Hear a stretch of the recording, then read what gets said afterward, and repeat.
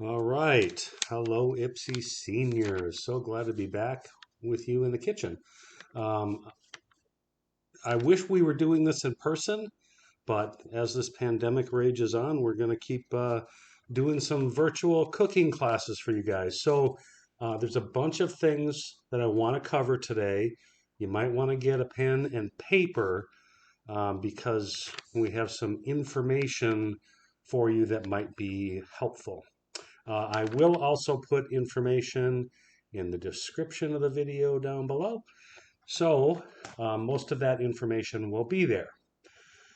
So first thing that I want to cover is if you're like me, this pandemic slowed you down a little bit. So I haven't been near as active. I also am in school full time right now. So the result of that is I'm sitting more. I've gained a few pounds. Call it the pandemic pounds or whatever you want, but it's time to do something about it. So I want to give you a weight loss challenge to work with me and work to lose weight. Now, I know some of the science behind it, and I know how it's done.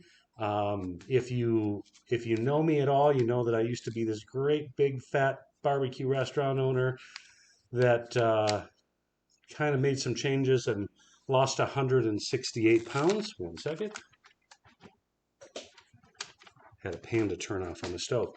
I understand the science behind it and what works and what doesn't as well. Thus, the reason I'm in school for a nutrition degree. I figured might as well add to the knowledge. If you are interested in a weight loss challenge, my email will be down in the description as well.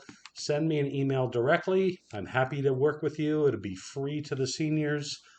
And that's something that I usually charge for, but it's free for you guys, so take advantage of it.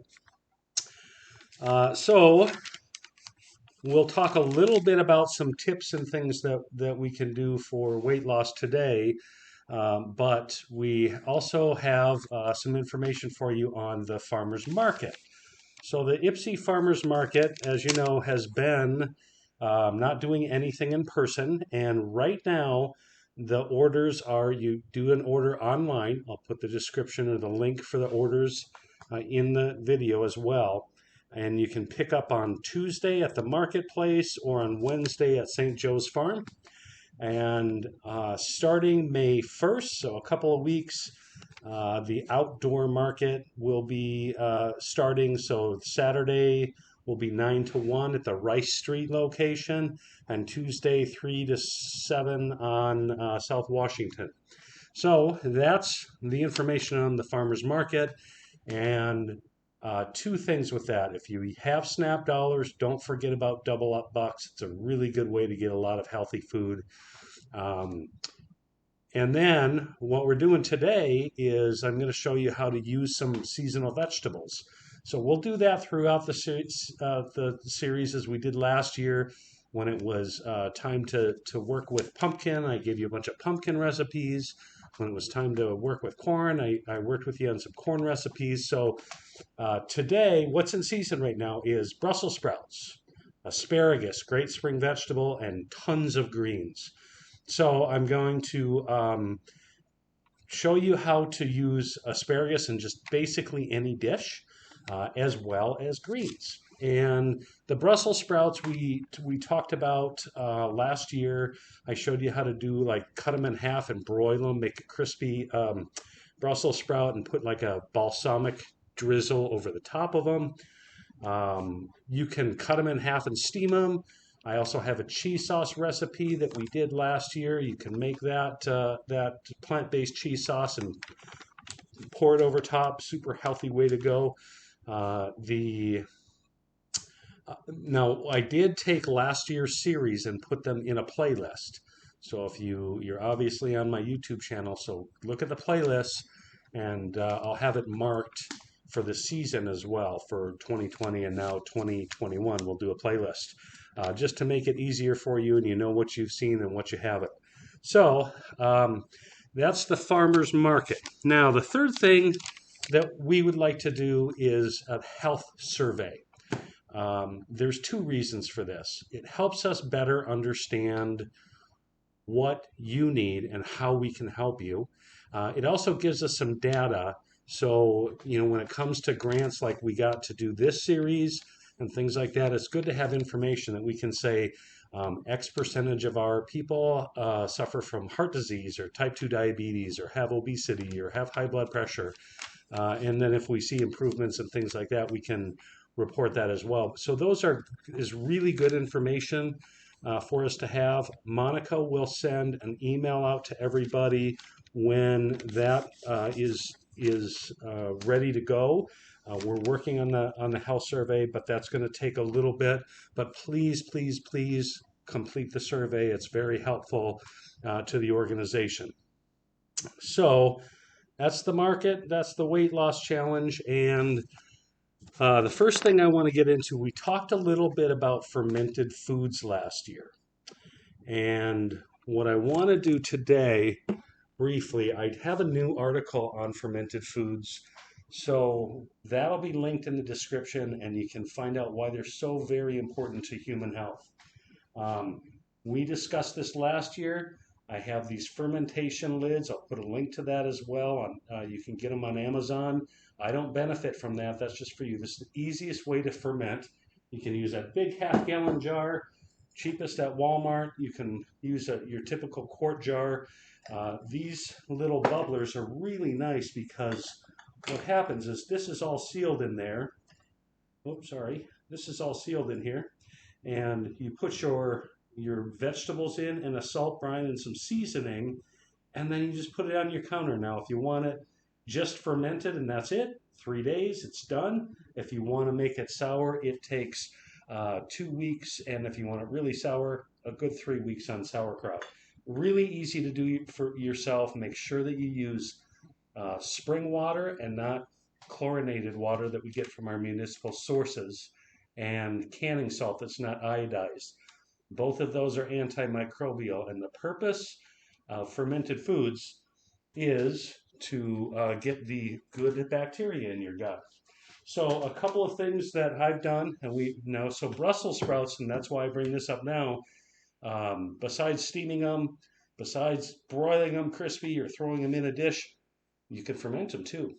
This is somebody that I know that also does a lot of fermentation made this for me, and she just cut the Brussels sprouts in half, put them in the salt brine with some fennel and red pepper and I think mustard seed on that one, and it was really easy. Now, last year we had a bumper crop of tomatoes. That's actually 2 years in a row that we had that, and so at the end of the year, the green tomatoes, I put it in there with some garlic. You can do pepper rings if you want, but they're delicious.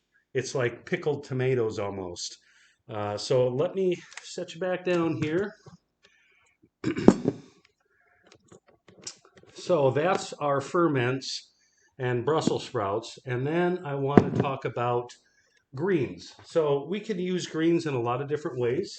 This is some greens that readily available everywhere. Farmers markets got them. I've got some beautiful beet greens. Now the beets weren't very big, but it's not quite the season for it. But beet greens are fantastic in so many different dishes, and you can get your fresh Brussels sprouts anywhere. They're a little cheaper right now and available at the farmers market. But when it comes to salad, the mistake a lot of people make is that they make a nice healthy salad and then they cover it in a bunch of crap. So they smother it in cheese, or they put ranch dressing on it, or they put an oil-based dressing on it. And a lot of people don't realize that oil per tablespoon has as many calories as beef fat. So some alternatives for dressings are vinegars. I've got an elderberry and a passion fruit here. This is a little company up in I think New Baltimore, Michigan. Bragg's Aminos you can do. Nice healthy alternative. This is nice to spritz on rice if you want something that's a little more healthy and has a little bit of a salt kick to it. Now, the sodium's a little higher than people expect in this. Low sodium tamari is probably better. Whole Foods has an oil-free fig balsamic. This takes a little getting used to because it's got a really good bite to it, but it is delicious, especially with broccoli. So, what we're going to start with today on our greens, first I want to get this dish going. We're going to use both asparagus and greens in it. We're going to have whole grains and beans. And I don't know if you knew this or not, but the centenarians in the Blue Zone communities around the world, almost all of them eat a cup of beans, a cup of greens, and some type of whole grain every day. We know that those are protective for cardiovascular health and many other metabolic conditions. So get your whole grains, get your greens, get your beans in. And so I want to start this recipe. It's Tuscan style. Now, we did something very similar to this last year, which was a farro and bean skillet. Now, I like these skillet dishes because they're really easy to do. And you can pack a lot of nutrients in them and you can make them super tasty. So today we're doing a quinoa white bean. I'm going to put some greens in it, asparagus because that's in season. I'm going to put tomato in it. You can do fresh tomato. It's made with vegetable broth. There's absolutely no oils in this, no fat in it, except for plants and beans have a little bit of fat in them always, but not a lot. So the first thing I've got on this, I've got my asparagus ready to go, and we talked about this last year, but I want to reiterate, when you cut an onion, cut it in half, never cut it on the round so you avoid cutting yourself. If you hold your fingers like so, you might nick your knuckle, but you're not going to take your fingertips off. So that's really the best way to cut an onion. And it's a funny thing, I know this is basic stuff, but I get people ask me about this all the time. Is there a proper way to prep vegetables? Well, the answer is yes and no. The wrong way to do it is by not doing it. You need to cut vegetables. But the right way, depending on what you're doing, there are easier ways to dice things, as you just saw me do here. Really simple, but avoiding injury is the best bet. I want to mention the stalks of your asparagus as well. A lot of people just, they're a little bit more woody at the base, and they don't prefer to eat those, and that's fine. But a lot of people don't know is you can peel these with a carrot peeler, and then put them in your dish. Throw them in a pasta dish or whatever. So hopefully I can get you close enough here. Actually, I'm going to pause you for 1 sec. Okay, I just wanted to give myself a little more room here so I could get you closer in. So we've got our onion here and the garlic. Now, we talked about using a garlic press and how easy that is. I peel my garlic because I don't like to fight with the garlic press when it comes time to clean it. Sometimes the shells or skins, whatever you'd like to call them, stick in there a little bit. It makes it a little difficult to clean. So we try to get them prepped and ready to go. So when they go in, some of that will squeeze out the top. So put it back in there, squeeze it. And your best bet with your garlic press is to get it cleaned up right away, which I'll do in a minute.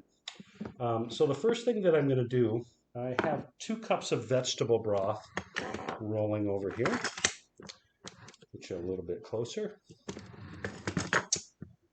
And I've got it boiling. I've added the garlic to it.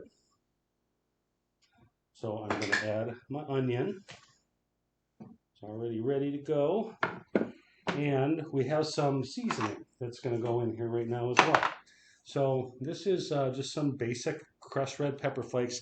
Now, I oftentimes will get, when I empty one of these, I'll go to buy the pound in Ann Arbor and get their bulk spices because they're fantastic and super fresh. So I have this cheap old McCormick thing. Same with my fennel seed. I'll get that there as well. So this is just, you can buy this organic, great value fennel at Walmart. It's good. Oregano is another one. You've seen the Morton and Bassett, I'm sure. Just really simple. And I've got a great big rosemary bush. And so this is fresh off of the rosemary bush. So I have these spices already in here ready to go. And I'm going to just sprinkle them in. So what I've got is a medium onion, 2 cups of vegetable broth, and recipe will be in the description. I've got a teaspoon and a half of oregano. I've got a little more than a teaspoon of the fresh rosemary, and there's about a half a teaspoon of red pepper flakes in there, and a teaspoon of fennel seeds. So we've got this nice aromatic dish going here with the onion. And then what I'm going to do is add just basic Hunt's diced tomatoes. You can get your Walmart or Kroger brand, and I'm putting all the liquid right in with it.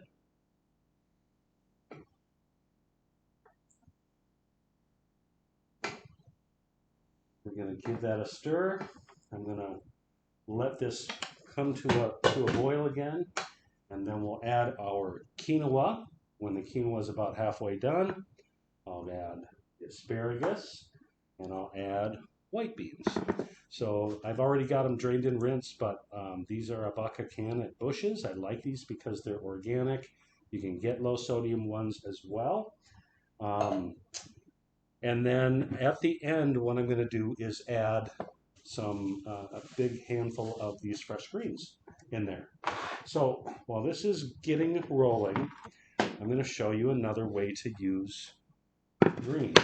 You probably noticed I've got a blender sitting here, and I like to make smoothies.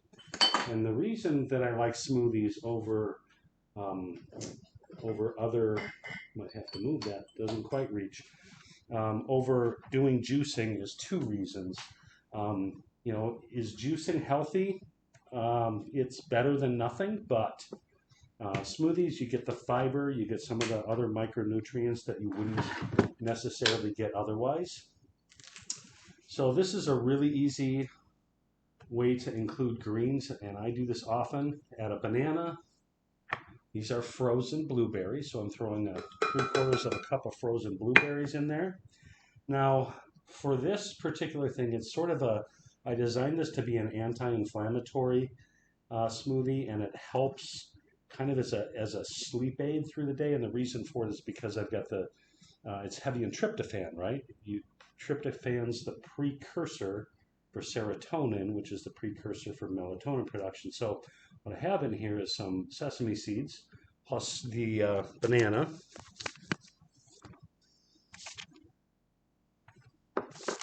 Hold on.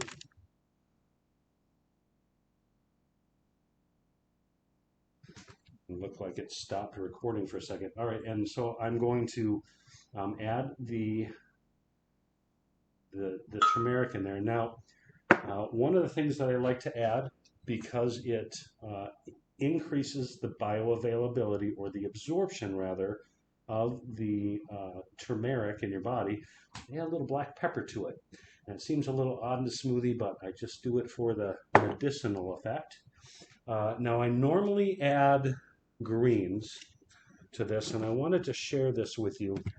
This right here is a little greens kit from a company called Hamama, and I will put a link to them in the description. Now, there's a lot cheaper ways to make your own greens, but they make it really easy, and you can get on a subscription, and they send them every month. So this is their little quilt. I just filled this a little bit ago. I was hoping to have some, but I am out for today. So this one is a spicy daikon radish seed quilt.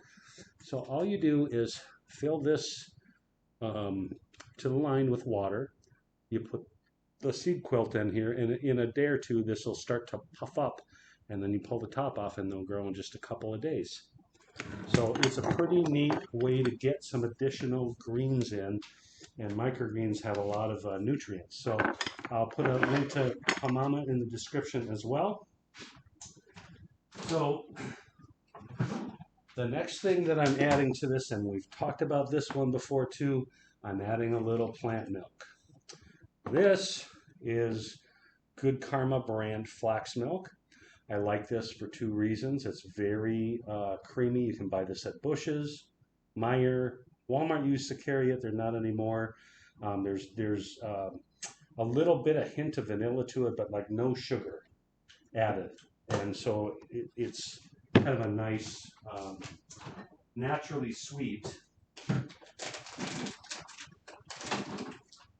then the other thing that I like to add to it is flaxseed. So we get a double hit here with the flax, and flaxseed happens to have a lot of omega-3 fatty acids in it without the fats and oils and things like that. So if you're choosing to do a whole food plant-based diet, it's very important to get some omega-3s, and you need about 2 tablespoons a day for that. So we're going to take a big handful of these greens, and I'm just going to put this right in here.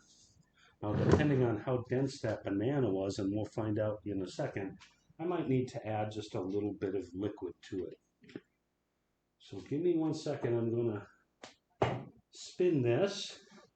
And I believe that my camera system will make it quiet, so hopefully it's not too loud for you. It usually does. And this blender is a little $50 Black & Decker. You don't need a Vitamix or anything super fancy. Let's get you up here a little bit. It actually has a smoothie function on it, so hit the button.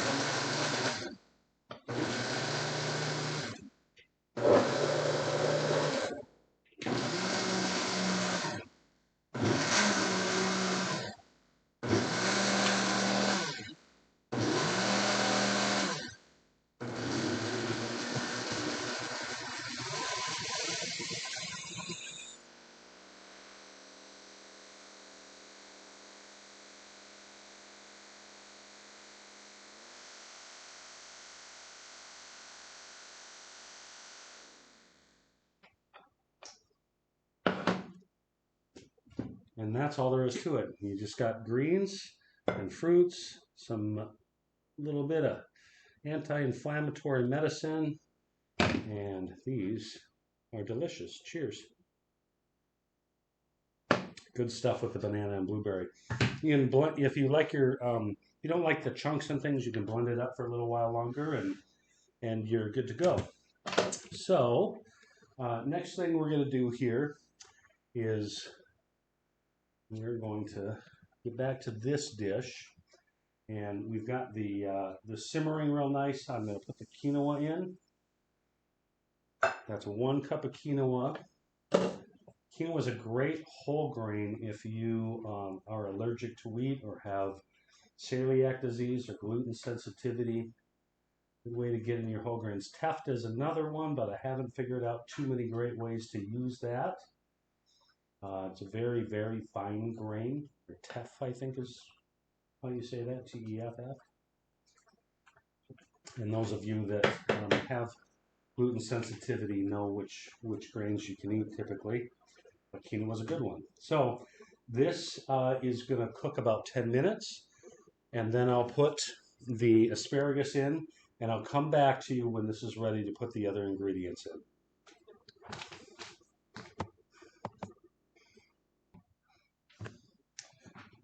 Okay, let me show you how we're coming here. So this is where we're at. You can still see there's some liquid in here, and the quinoa is just, some of it's starting to split. You don't want your quinoa real grainy because it makes a kind of a bad texture, and that's why a lot of people don't like it. So you want to make sure that it's thoroughly cooked, but it's a really fine balance between cooked and a pile of mush. So it's about 20 minutes. We're going to add white beans here. These are already drained and rinsed. And I'm going to go ahead and just throw the rest of these greens right in here. In fact, I can put more in than that.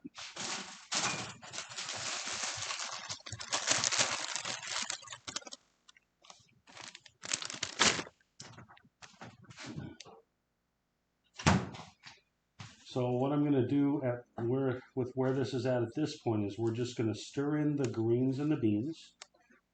Just make sure that they're kind of nicely mixed in there. And of course, you know the greens are going to just kind of melt down and wilt in there. You know, I'm not trying to kill them and make them like canned spinach. We're just trying to get them nice and wilted in there. And then we're going to let the beans get warm in here and let that quinoa finish cooking. So I've got this on about 4.5, so it's just kind of simmering in here. So this will take another good 5 minutes or so. Instead of making you sit here and watch a pan cook, I'm going to pause you.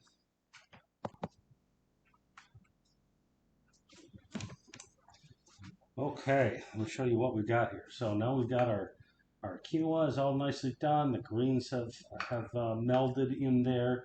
The asparagus is cooked. The beans are hot, and that is ready to serve. So, got it dished up here. Get some good light so you can take a good look and see how nice that little dish is. So you've got a little tomato in there, and you've got your whole grains, beans, greens, and seasonal asparagus. So that is it for the cooking portion. One of the things that I forgot to mention to you, get you down over here, is these little lids.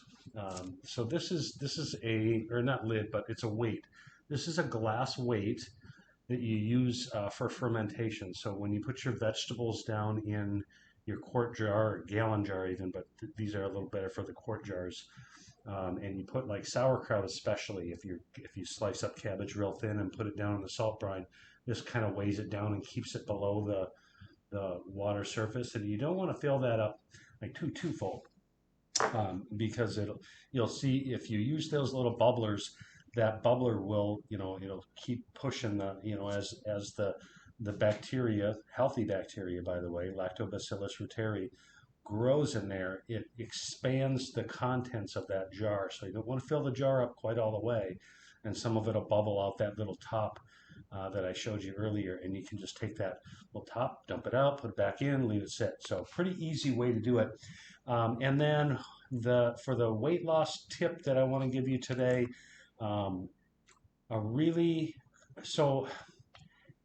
first it's important to understand calorie density. And what that means is that there are certain things that are super calorie dense, like we mentioned, oil and butter are super calorie dense. Fat obviously is calorie dense. If you take a tablespoon of fat at 140 calories, how much salad greens and broccoli do you think that is, size-wise? So it's a bunch, right? 140 calories of greens and a little broccoli in there, probably about like this versus that 1 tablespoon. So what we have in our stomach is stretch receptors. And so what happens is as your stomach fills up, those receptors notice that it's getting full, and it signals your brain that it's full, but it takes a little time. It wants to make sure that it's full enough, and then it's going to tell your brain, okay, I'm full.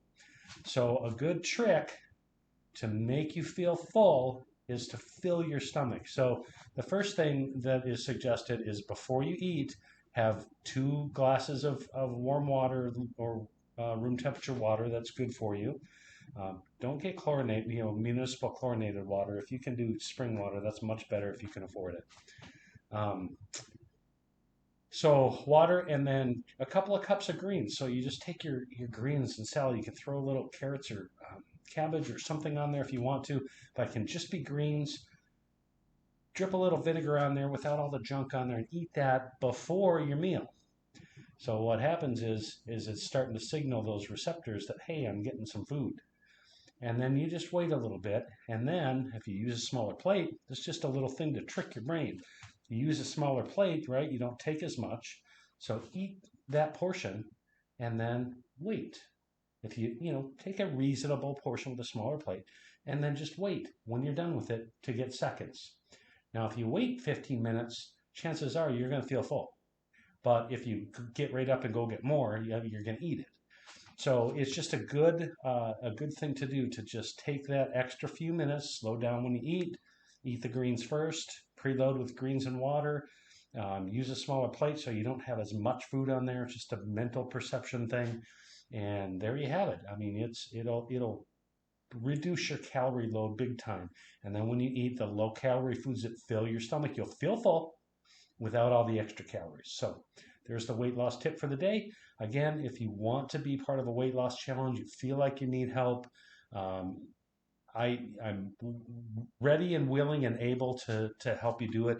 And you'll watch me take off a few pounds here too. Now that spring is here, summer's here, pandemic's over. I'm still going to be sitting a lot because the school is intense, but we'll be biking a lot more and kayaking and things like that. So that's part of it. But what I tell people is with exercise, you can never outrun a bad diet. So food for thought for the day. Thank you for coming along today. We'll have another video on the 15th of next month. If you have things that you want me to cover, you can email me. You can let Monica know. We're glad to tailor this to your needs. So that's it for today. Have a nice evening.